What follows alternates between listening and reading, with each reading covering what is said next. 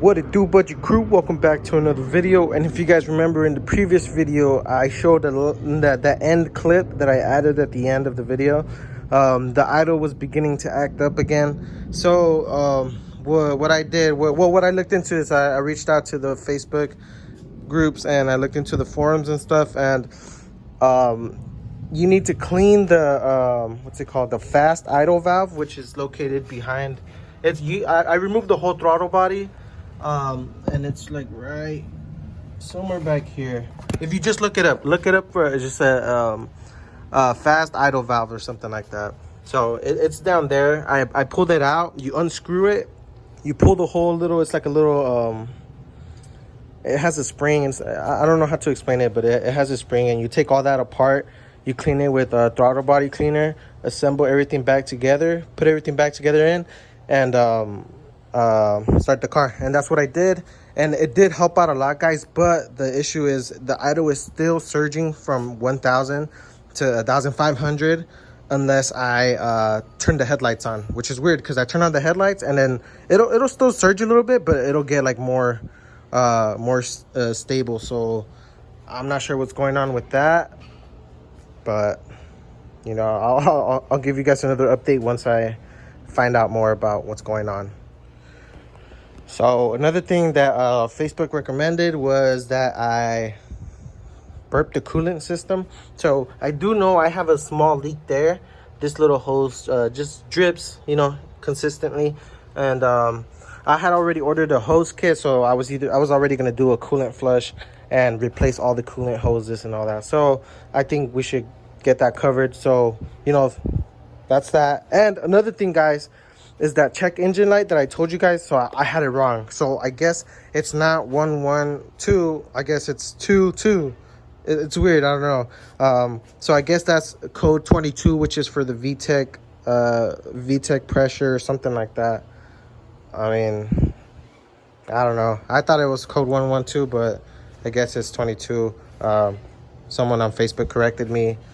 So that's what it's for, guys. Yeah, I think that's it, guys. This is just a quick update for you guys so you guys know what's going on. As of now, I don't think I'm gonna do anything to the car because I already cleaned, like I said, I cleaned the whole throttle, replaced the idle air control valve, cleaned the fast idle, and then the idle's good now. I can drive it, so that's good. But I'm just gonna wait. Might be that coolant because we do have a leak. And then another thing is I checked for vacuum leaks. So when the car was cold, I started it up and I started spraying some throttle body cleaner just everywhere, you know, to see if I have everywhere where I have like vacuum hoses or evap hoses. And the car's idle didn't change at all. So I mean, I still hear a hissing noise, but it could be from the intake, you know. So, you know, hopefully it might be the coolant, might have some air bubbles in the system. So once I change the hoses and do the coolant flush, you know, hopefully it does something. But for now, guys, I'll see you guys in the next video. This was just a quick update. Thanks for watching. Don't forget to like, comment, and subscribe. Oh, hold up. I got a special treat for you guys. So I got a spoiler on Facebook for like 20 bucks off an Integra. Now, if you guys follow me on Instagram, I kind of mocked it up so you guys can have an idea of how it looks. But I'll post some pictures on here so you guys can see as well. Let me know what you guys think. I'm gonna have to the bolts don't line up.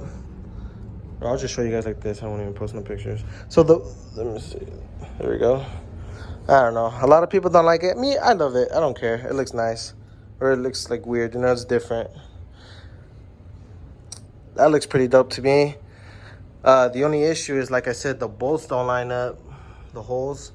So I'd have to, like, what I was thinking is, I don't know, I'm gonna try and see if I can make it fit even with just one bolt or something, or like just make a custom bracket. But the only other option would be to cut it in half and just patch it up with some fiberglass patches. And the only problem with that is we won't have this third brake light, and I wouldn't mind keeping it. So I'm gonna have to see, guys. I'll make a whole video on this. I gotta see what I'm gonna do first, though. I don't know if I'm gonna cut it or I can just, you know, bolt one on and then just make a custom bracket for the other. I don't care if it sticks out of the trunk, you know, I don't mind. That's cool. I don't care. But yeah, guys, Now, for real, thank you so much for watching. Don't forget to like, comment, and subscribe. Peace.